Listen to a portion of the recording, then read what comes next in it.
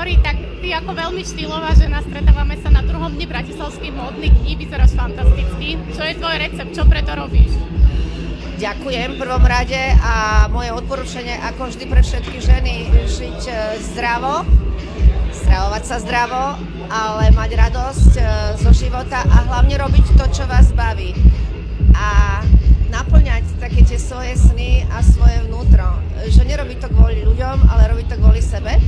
A potom, keď to odovzdávate ľuďom, tak oni to cítia a dajú vám tú spätnú väzbu. Na koho sa najviac dnes tešíš?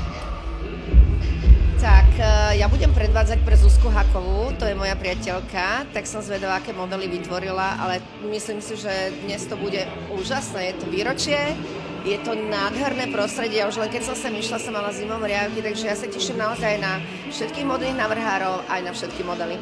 Ešte mi prezrať, od koho máš tento perfektný outfit? Tento perfektný outfit je skombinovaný z mojich starín zo skrine. Nebudem vám hovoriť, koľko majú rokov, to panty nohavice, ale sako, Glam by Glam, aj toto také niečo zaujímavé, čo to tak dotvára, to je tiež od mojej kamošky z Glam by Glam butiku a mám veľmi rada jej veci, lebo ona má také fresh